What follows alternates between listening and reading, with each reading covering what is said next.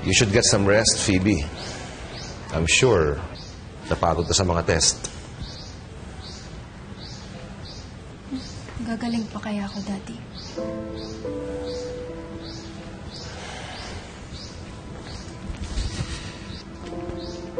I'm sorry, anak, but you heard what the doctor said. Medyo tinamaan na matindi ang spinal cord mo dahil sa tindi ng impact. So, it's most likely na baka hindi mo na magalaw ang legs mo.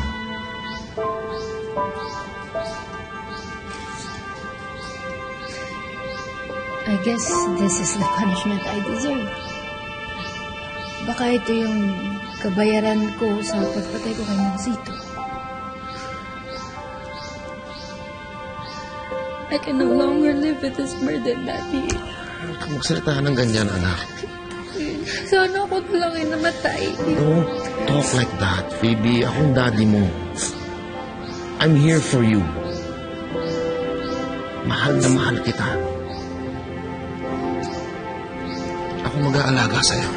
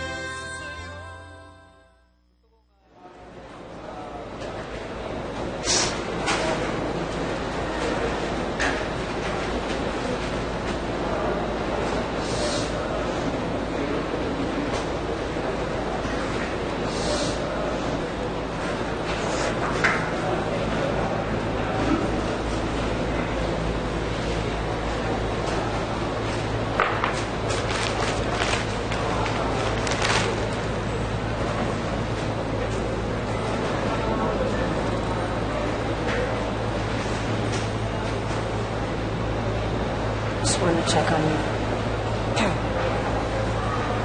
And see how you are.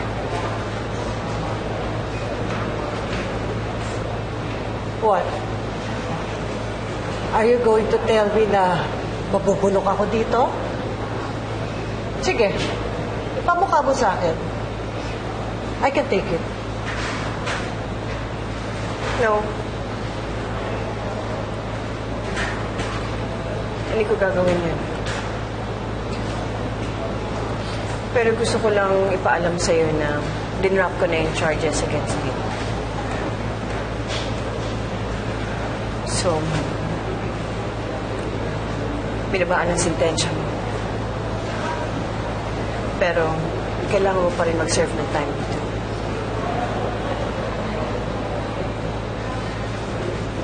Bakit napakabait ko pa rin sa akin, Ivy? After everything I did to you,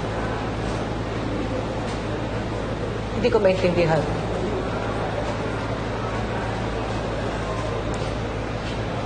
Kahit balik-baliktarin pa natin ang mundo, kapatid pa rin kita. You're my family.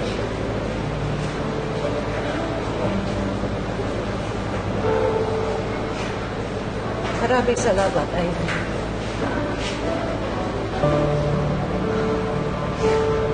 For all the sins I've committed against you, binulag ako ng inggit, ng galit.